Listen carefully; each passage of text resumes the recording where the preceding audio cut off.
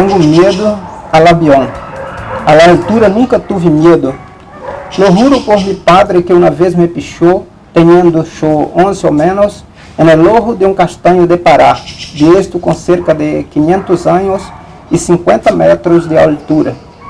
Ele vio a mi hermano catando erizos en el suelo y me buscó por los alrededores.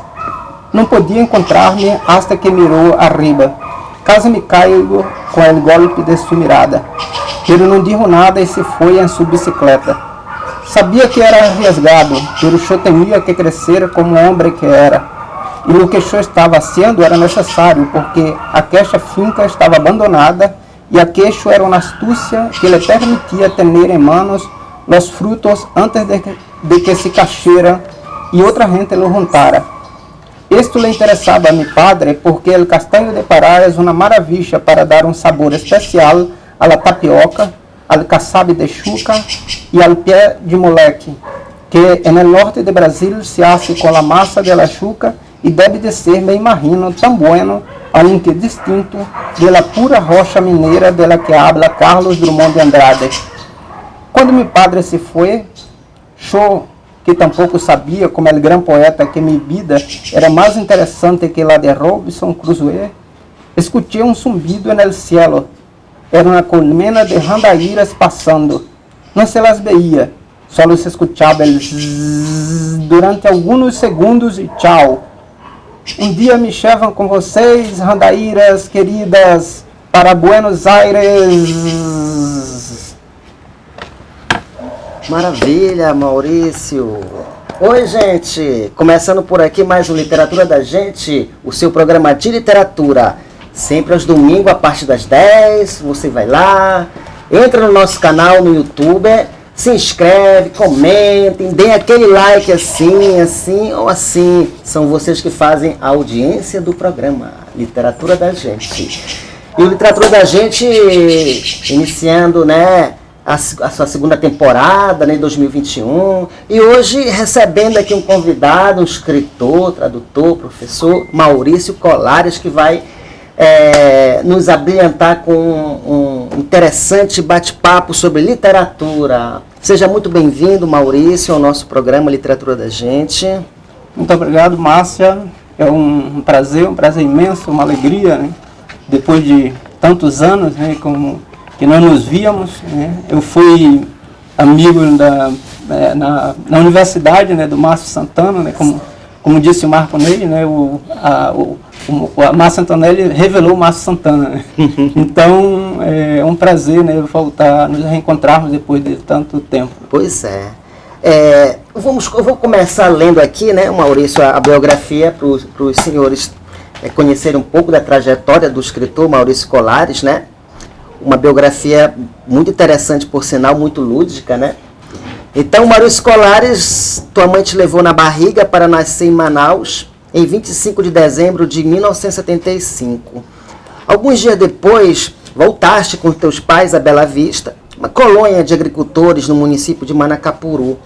Aí, com gravetos no barro, tua mãe te apresentou o abecedário e teu pai te ensinou a fazer farinha e a atirar com a espingarda. Quando ia lá pelos 13, tua família se mudou para a cidadezinha de Manacapuru.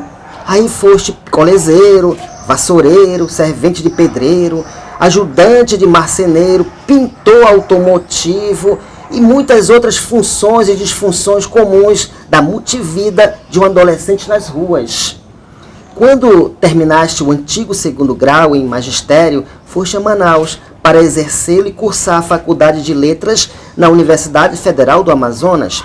Aí em Manaus, movimentaste intensas atividades como escritor panfletário, educador, ator de teatro popular, fotógrafo amador, meio-campista, palestrante, repórter, animador cultural, ativista político, poeta bissexto e outras atividades comunitárias. Há um ano, te mudaste outra vez, agora a Buenos Aires, onde atualmente cursas um mestrado em literaturas espanhola e latino-americana. Planos para o futuro. Ir a Paramaribo para estudar neerlandês. E para isso que estás construindo um barco, do qual já tens ao menos as letras que compõem o letreiro Desarraigo. Tudo isso, Maurício Colares. Bom, Essa caminhada, hein?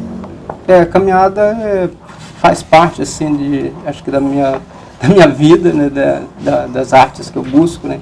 Sempre, para mim, a arte é sempre uma busca, né. E aí, tudo isso faz parte, né. Claro que nós gostaríamos, na verdade, de que a busca fosse muito maior ainda, né. Mas, assim, digamos, fazemos o que podemos, né, com o corpo que temos, né, com as ideias que surgem, né, com os encontros que ocorrem, né, porque as artes sempre dependem muito de encontros, né, de solidariedade, né, sempre você vai ver um livro, ou ver um filme, ou o que seja, qualquer tipo de arte, né, sempre não é só uma pessoa que participa, né. Quer dizer, um livro desse não foi só eu que escrevi, sempre há uma multidão de pessoas envolvidas nele. Né. Uhum. E me diz uma coisa, Maurício Colares, e a literatura, como é que ela entrou assim? Ela teve um início na tua vida? E quais as tuas influências literárias? Fala aí para o público. Olha, Márcia, eu diria que até eu não sei muito bem assim como entrou a literatura, né? Eu sei mais ou menos assim, tem mais ou menos assim alguns momentos assim que eu, digamos, vejo na minha memória, né, que me relacionaram com a literatura, né? Então, por exemplo, como você leu na biografia aí, eu nasci em Manaus, mas eu vivi praticamente toda a infância no interior de Manacapuru, né, chamado Bela Vista, e que era um interior, hoje já tem asfalto, já tem energia elétrica, mas quando eu vivia aí não tinha essas coisas, né, não tinha asfalto, não tinha energia elétrica, não tinha assim nada, né, então eu cresci sem livros, né, sem livros, digamos, é um pouco romântico, né, uma pena que a minha mãe não está aqui, né, mas ela poderia confirmar que ela me ensinou o alfabeto literalmente, né, não é só uma história romântica, assim, não, mas me ensinou literalmente no barro mesmo do terreiro. Perfeito. Entendeu? E não tinha um livro em casa, nem a Bíblia. Entendeu? E aí quando não tinha escola nesse município, quando eu tinha assim pelos 9, 10 anos por aí, fizeram uma escola nesse município. E tinha uma pequena biblioteca aí. Certo. Aí eu comecei a fazer a primeira leitura, né? Li adaptações de autores, né? De Mark Twain, por exemplo, eu li a adaptação Os Miseráveis, do Victor Hugo, e outros livros assim de literatura infantil, né? Então, lembro um livro que se chamava Argos, né? Que eu lembro bem da história, que é uma história de astronautas, essas coisas. E, além disso, também, acho que antes também, eu tive uma relação assim, como quase todos nós temos, que vivemos no interior nessas condições, assim, sem televisão, um rádio de pilha, né, que não tem pilha para ficar ouvindo durante todo o dia, né, então você tem relação com pessoas que contam histórias, né, então quase todos nós temos essas relações, né, então eu tenho várias pessoas, meu próprio pai era alguém que contava histórias, né, ele praticamente assim, ele lia cordel e contava em forma narrativa os cordéis. O meu avô memorizava os cordéis e falava os cordéis. Além disso, tinha muitas histórias, né? O meu irmão até gravou várias histórias com ele de Soldado da Borracha.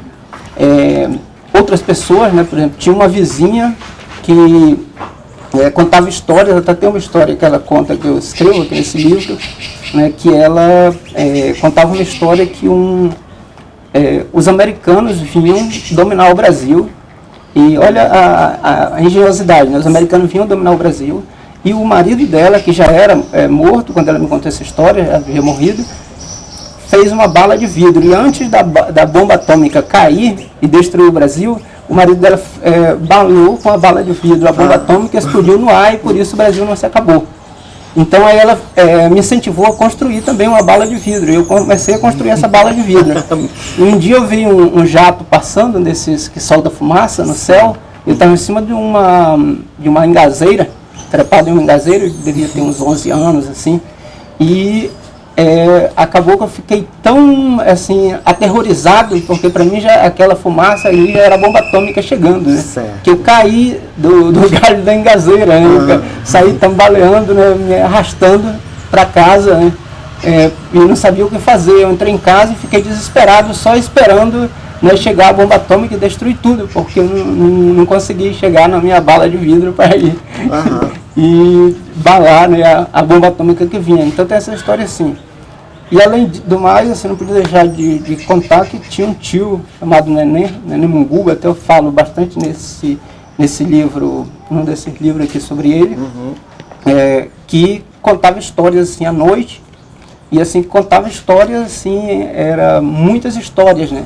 Às vezes, eu tenho um irmão que às vezes tinha que expulsar ele da nossa casa, porque senão ele queria passar, assim, ir até de madrugada, contando histórias, brincando conosco, né, com as crianças. Então, acho que é digamos, é uma quantidade imensa, assim, de coisas, assim, que vai te ligando a essa coisa das histórias, da poesia, né, da escrita, da imaginação, né, do texto imaginativo, assim. Agora, vamos falar um pouco das tuas produções literárias, Maurício. Estou vendo aqui, eu tenho em mãos aqui, o Periplaneta, né, o Calêndula Blanca, Maurício Colares, Calêndula Blanca, que é um trabalho solo, né? Sim, sim. Aqui já é uma antologia, eu diria, né? Sim. O Periplaneta, vamos começar por aqui. E tem esse outro aqui, me permita aqui, esse outro chamado É o Tambor de la Memória Gira, é isso? É o Tambor de la Memória Gira. Muito bem. Além das claquetes, né? Como chamam lá? Assim chamam em Buenos Aires. As claquetes, que são os livretos, né? Essas pequenas obras aqui, os livretinhos, né? Tem essa, né, Maurício? Deixa eu ver que tem outra aqui ou não? Tem outra claquete ou só essa? Tem outra tradução também. Exatamente. E é tudo prosa, Maurício? Tudo prosa, Tudo sim. prosa? Tudo prosa. E como foi essa tua preferência pela prosa ao invés da poética, da poesia? Como é que se deu isso? Eu acho que se deu por imposição da prosa, né? Porque eu tentei bastante, como não me lembro agora qual é o autor que diz, mas tem um autor que fala que todo romancista, né, é um poeta frustrado, né? Então eu tentei bastante com a poesia, né? Quando eu cresci sem livro, quando fui para a escola. Quando eu fui para a cidade, Manacapuru, já com 13 anos, então eu já tive mais acesso a livros didáticos, assim, não livros, mas livros didáticos. E eu tive acesso, assim, a poemas, por exemplo, do Camões, em livros didáticos. E eu lembro que teve uma época, por exemplo, que eu escrevia sonetos perfeitos, né, com decassílabos, é um desafio. Heróicos, decassílabos sáficos. Até isso eu prestava atenção, né, se era heróico, se era sáfico, tudo perfeito. Eu escrevia assim, agora pareciam, eu lembro hoje, eu não tenho mais nenhum, mas eu lembro assim que pareciam assim, escrita do século XV, XVI, né? Assim, era uma imitação do Camões direta. Sim. E aí imitei vários poetas, assim, o Boca do Inferno, né? O Gregório de Matos, né? O Augusto dos Anjos. Mas, digamos assim, todas as vezes que eu tentei fazer um projeto maior, assim, com poesia, eles não saíam, eles chegavam num ponto assim que eles ficavam como monótonos, não avançavam. Aí eu até cheguei a tentar fazer um livro já antes de ir a Buenos Aires, eu cheguei a tentar fazer um livro de poesia, mas sempre chegava nisso, né? Eu não sentia que aquilo fosse algo assim, digamos, não tinha... Chegava um momento que não fazia muito sentido, assim, parecia que era muito distinto do que era eu para aquilo, era muito mecânico, eu diria, a palavra seria essa. E aí, em um momento, chegou a prosa, né? Eu já tinha escrito algumas coisas antes de prosa. Quando eu estava na universidade, eu escrevi algumas coisas, até aí pelo final do curso de letras, eu tinha 23 anos, eu cheguei a fazer exposições ali no hall do ICHL, né, então com contos. Sim. Nós participamos uma vez de um encontro, de uma exposição, né, literária. Eu também expus uns trabalhos meus, contos. Sim, naquele tempo. Eu conheci como um prosador mesmo, né, escrevendo contos, até conversava bastante sobre o gênero, né, Sim. Aí depois disso, eu tentei, eu de certa forma, ali já tinha, digamos, eu saí da literatura nesse momento. Eu saí da universidade, eu me distanciei também da literatura. Eu lia clássicos de literatura, mas eu eu diria que estudar mesmo, eu passei a estudar mais a filosofia, a psicologia, e deixei a literatura meio de lado. Só de alguma vez ou outra que eu lia algum clássico, assim, alguns autores assim, que eu pegava e lia, né? Então, mas assim, era como se tivesse algo assim que não estava do meu, assim, eu sentia que tinha algo que eu não gostava naquilo que eu estava fazendo. E aí eu foi passando o tempo, né? Até praticamente aí eu vim lançar um livro depois, né, já com 40 anos, né, que eu vim lançar um livro, né? Qual foi o livro? Que é esse livro, Calêndula Blanca. Uhum. Então, já que você citou aí o Calêndula Blanca, esse livro aqui, Maurício Colares, seu primeiro livro foi o Maurício Calêndula Blanca. Do que trata, Maurício, essa tua obra, Calêndula Blanca? A começar pelo título, achei assim, um nome bem poético, Sim, a calêndula é uma flor, né, uma flor da família da margarida, né, é uma flor também, digamos, a calêndula branca é uma flor rara.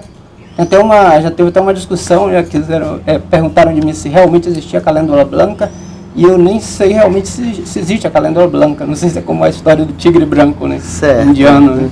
Eu não sei se existe a calêndula branca ou se é só uma figura de linguagem, assim. Mas antes digamos, de falar do livro, eu acho que assim, eu escrevi ele diretamente em espanhol, né? Sim, eu percebi aqui, está em espanhol. Digamos, ele tem a ver com a minha ida para Buenos Aires. Tem a ver com a ida para Buenos Aires.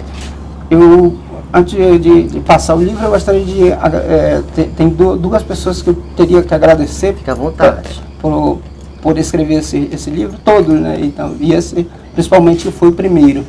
Uma é a Bianca Sotero, né? Que era uma companheira naqueles anos. E assim, que me deu todo o apoio, né? Assim, a coragem de ir para outro país, né? De acompanhar.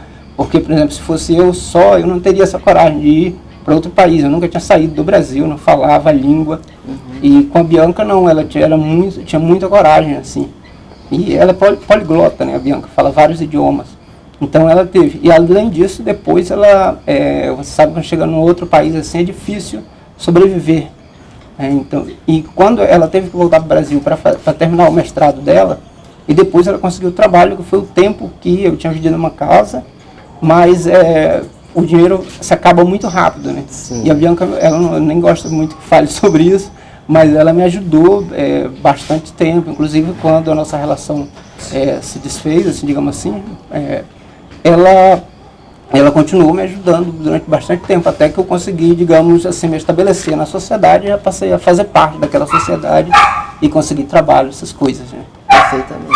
E foi no tempo que eu comecei a estudar espanhol, em 2012, que eu fui para a universidade. Eu era um péssimo aluno de espanhol, então para começar a, digamos assim, para desenvolver melhor o espanhol, eu comecei a fazer muito exercício de escrita no espanhol.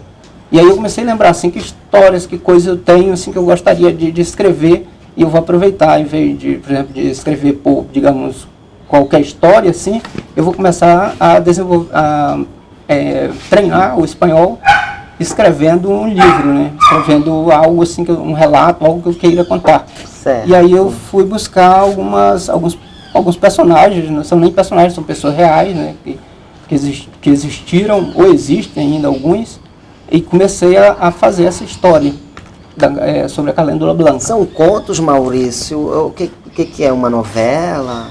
O Calêndula Blanca? Aí está a questão, né? Eu, geralmente, quando escrevo, eu não penso dentro dos gêneros literários. Perfeito. Fala um pouco disso aí.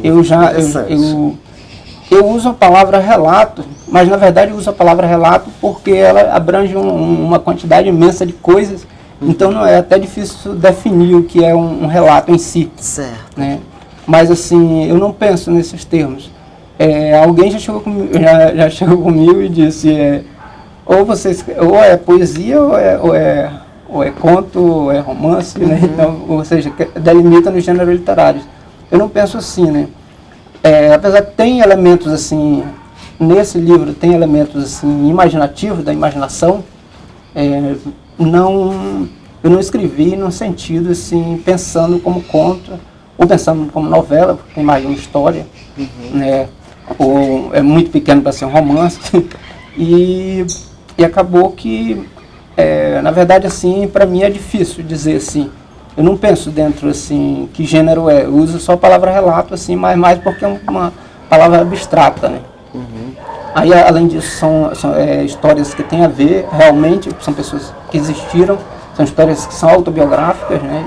Perfeito. Então, digamos assim, eu diria que foge dos gêneros definidos, assim. Entendi. Não que eu nem busquei isso, né? Isso apareceu. Mas aí também tem muitos autores, assim, que já estão, digamos, que já trabalham isso dessa forma. Certo. A própria Clarice Lispector tem uma frase, né? Gênero não me pega mais, né? E você vê um livro como Água Viva, como é que você vai definir um livro como Água Viva dentro de um gênero literário? Agora, Maurício, e esse aqui é o segundo? É o segundo livro. É o seu segundo livro, né? Fala um pouquinho desse aqui também, olha aqui. Orro de Poeta é como se chama em espanhol o que nós chamamos de biscatinha, é uma flor. Só que é muito bonito esse nome, Orro de Poeta. E a editora, né, dessa editora se chama Carolina Urbano. E ela teve uma importância muito grande porque foi assim, quando eu tinha Calêndula Blanca já pronto, já fazia alguns anos, né, porque eu escrevi em 2012, 2013, assim, eu já tinha ela pronta. Apesar que eu sempre modifico os textos, né, você pode ver que eles estão cheios de coisas anotadas, né, que eu estou sempre modificando os textos. Mas eu falei com uma amiga se ela não conhecia alguém assim que eu mostrasse esse material da Calêndula Blanca. E essa amiga falou da Carolina Urbano. E a Carolina, eu conheci a Carolina, que ela fazia também o mesmo mestrado que eu fazia na Universidade de Buenos Aires, mas assim, de vista, talvez tinha trocado alguma palavra, mas não tinha intimidade com ela. Mas aí eu resolvi mandar para a Carolina, né, depois de um tempo a Carolina leu, aí ela disse, sim, eu estou querendo começar uma editora, abrir uma editora. E eu estava esperando um texto e esse é o texto. Bom, maravilhoso. Aí, ou seja, né, é incrível isso, né? Ou seja, digamos, se eu tivesse levado esse livro para uma editora grande, até aceitasse, seria um livro mais no meio dos outros. Mas com a Carolina, foi um livro que também foi um livro que abriu essa possibilidade de fundar uma editora, né? E eu fiquei, assim, maravilhado, sem entender muito, assim, que tinha tanta força o texto que eu escrevi. E aí o lançamento da editora foi. E do que trata essa tua obra aí, especificamente? Aí, justamente, eu vinha escrevendo, depois terminei a Calêndula, eu comecei a escrever, eu modifiquei totalmente a escrita, comecei a escrever, digamos assim, como diz a Ana Cristina César, né, escrevo em loco, sem literatura. Então comecei a fazer relatos, assim, totalmente autobiográficos, também tem que falar na importância da frase da Frida Kahlo, Gostei do Braço, né? Frida Kahlo, adoro Frida Kahlo. Que é a frase que ela disse que é mais ou menos assim, eu não lembro bem a frase, mas que eu li no Malba, essa frase, que ela diz que digamos, o assunto, o tema que ela mais conhece é ela própria. Então por isso ela pinta a si própria, né? E aí eu comecei a buscar histórias relacionadas comigo próprio, muitas histórias. E aí eu escrevi um monte de coisas, assim, tem uma quantidade imensa de coisas escritas, assim. Parece que eu passei muitos anos sem escrever e veio como um jorro, assim, né? Então tem milhares de folhas escritas. E aí, mas eu precisava montar um livro, e aí eu tinha que delimitar isso, porque eu não podia lançar aquilo, ia para todo lado ali, né? Então o que eu faço? Eu delimito primeiro, eu vou escrever sobre um tema que eu acho que é geral da humanidade hoje, central, que é a violência. E além disso, ainda era muito grande a quantidade de textos. Aí eu delimitei mais ainda. Todos os textos aqui têm alguma coisa a ver com armas de fogo. Perfeito. Então esse foi a delimitação que eu fiz. E aí eu comecei a organizar o livro com esses temas. Então tem relatos assim, né, como eu chamo de relatos, tem relatos assim que vão de algumas linhas, né, de 5 linhas. Aí tem relatos já que tem 10 páginas, né? Então eu comecei a fazer um trabalho mais ou menos assim como cinematográfico, assim, como se fosse de montagem. E eu comecei a montar o livro, pegar cenas e aí deixar umas cenas fora, botar outras e fui juntando. Isso tem uma influência, eu diria que de escritores, tem influência de escritores, tem escritores Rubem Fonseca. que eu admiro. Pode ser o Rubem Fonseca. Ele traz muito essa linguagem cinematográfica para a literatura. Sim, né? sim. Mas eu não tinha, e claro, eu li Rubem a grande Fonseca. arte, né? Você E leu tá a grande aí. arte, né? Feliz Ano Novo. Feliz Ano Novo. Sim, eu li Rubem Fonseca, mas eu não pensei assim em Rubem Fonseca, assim. Eu acho que autores assim que me influenciaram, assim, que eu senti assim, por exemplo, o colombiano Fernando Vachejo, que é um escritor muito, assim, digamos assim, complexo, assim, digamos, porque ataca, não sei, um escritor muito ácido, tanto com a direita quanto com a esquerda, né? Então é muito, ou seja, um escritor que vive um caminho meio só aí, porque do ponto de vista político, ele é muito político e compra briga com todo mundo. Perfeito. E é uma escrita muito dura, muito seca, é um escritor incrível para mim. E outros também, né? A argentina, Gabriela Cabeção Câmara.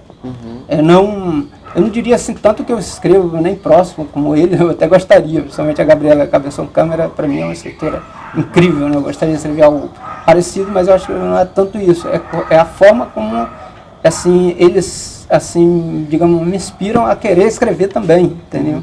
A querer fazer algo. E aí eu diria que o cinema de Campuzano, um diretor argentino, né, de fora de Buenos Aires, e o documentário argentino. Você vê que tem um marcador aqui, é um documentário argentino, Pibichorro, né, seria como pivete em português, né? Acho que até tem a mesma origem do termo, não sei, né?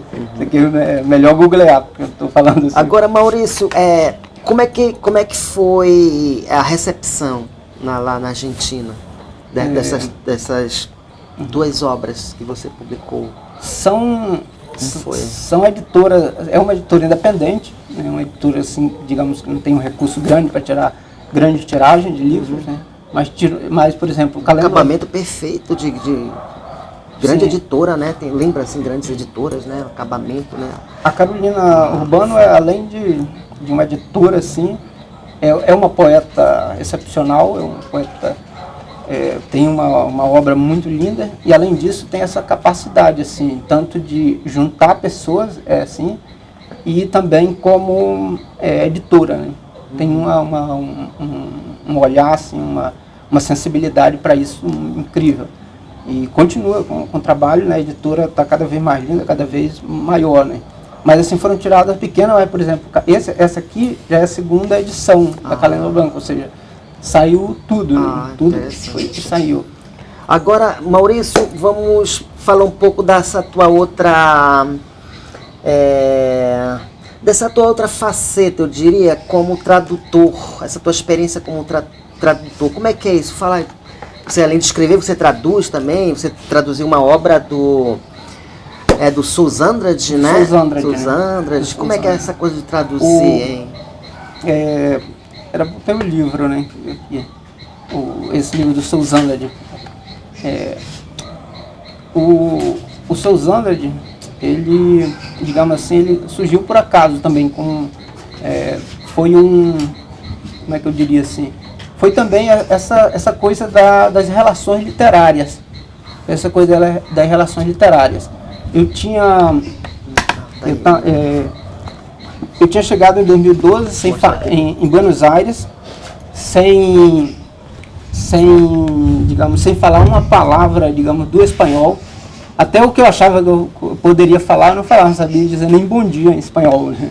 Parece fácil, parece uma língua muito próxima, mas não sei se eu que acredito que sou eu que tenho uma dificuldade muito grande para idiomas, Então as coisas mínimas assim eram difíceis para mim. Perfeito. Mas eu me envolvi muito com a língua, com o espanhol e com o castelhano, né?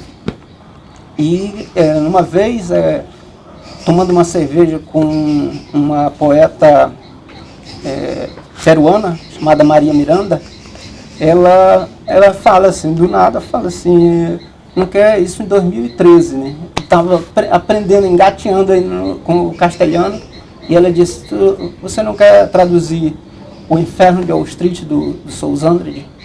Aí nem vinha na minha cabeça Sousandres, eu tinha feito um trabalho sobre Sousandres, eu creio que foi até com o Zé Maria Pinto, que eu fiz trabalho na universidade. Mas assim, eu nem vinha na minha cabeça. Mas eu lembrei, né, porque eu tinha feito esse trabalho, então eu tinha algo do Sousandres. E aquilo é muito doido, né? Como é que eu vou... Estou aprendendo espanhol, como é que eu vou traduzir isso, né?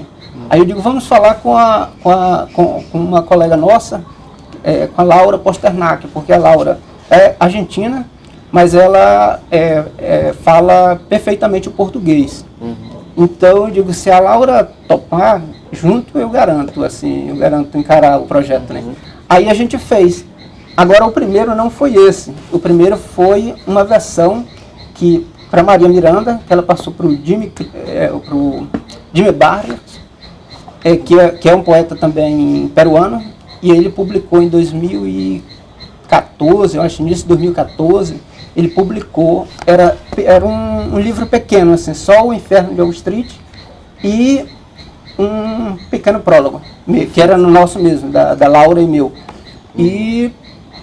E aí foi publicado isso em 2014, mais ou menos. Foi a primeira tradução do Inferno de Wall Street para o espanhol. Já existia a tradução para o inglês, já existia a tradução para o francês, mas não existia para o espanhol. Legal.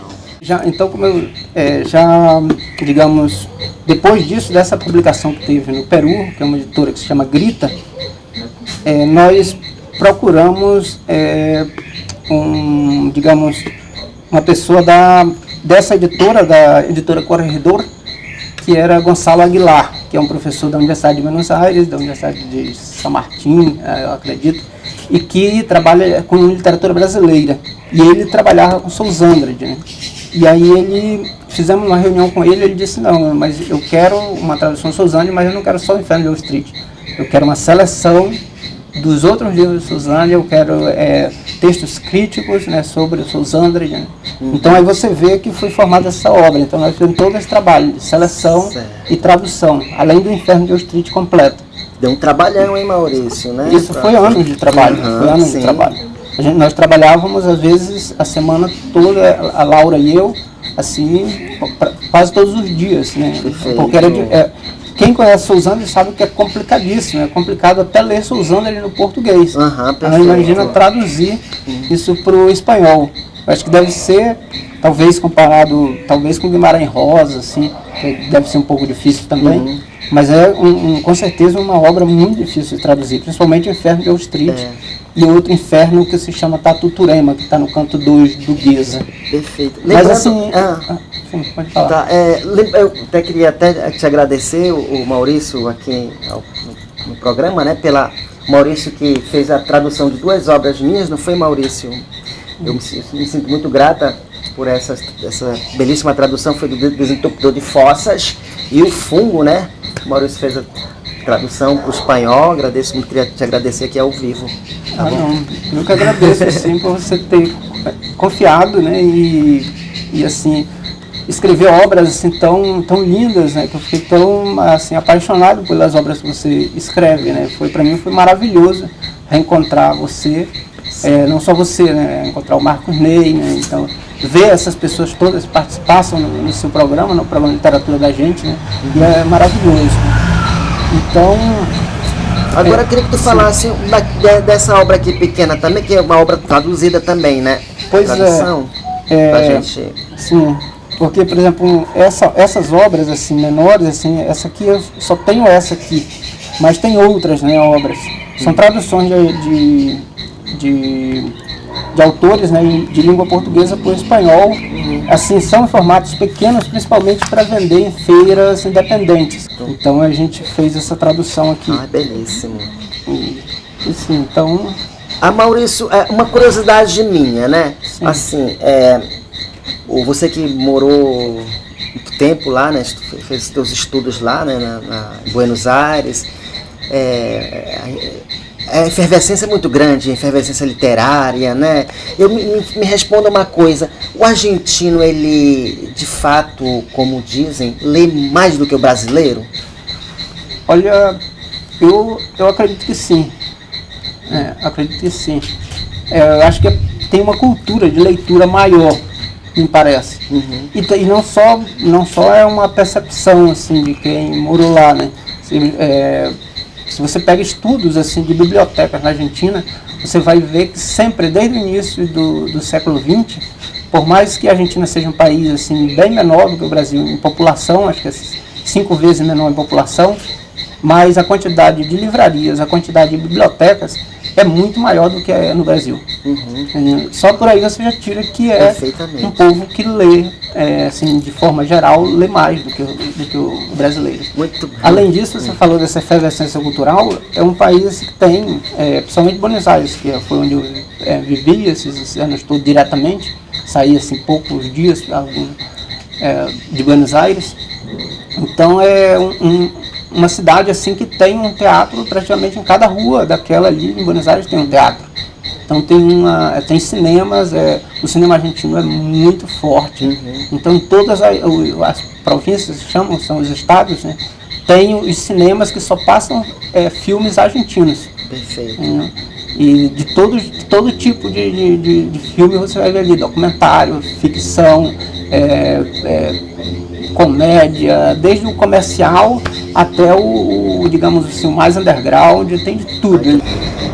Bom, Maurício, em nome da equipe do Literatura da Gente, a gente agradece muito a tua participação no nosso programa, tá?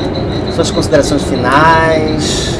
Mas eu que agradeço, né? Eu falei de início, né? A nossa relação assim, de muitos tempos, então são como essa coisa do Einstein, né? Que as linhas sempre vão passar pelo mesmo ponto, né? E é como se a gente tivesse se encontrado novamente. Agradeço a você, agradeço toda a equipe do programa, né? Um programa muito lindo, né?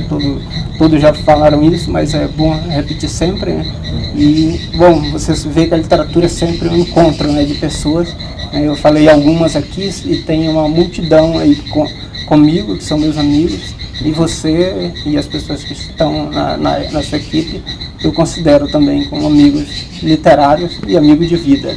Maravilha. Então a gente fica por aqui, tá? Literatura da Gente. Lembrando que você pode ir lá, vai lá no nosso canal, no YouTube, Literatura da Gente, se inscreve, faz o seu comentário, deem aquele like assim ou assim. Não esqueçam, são vocês que fazem a audiência do programa Literatura da Gente. Fica aqui um carinho, um abraço e um beijo da Márcia Antonelli.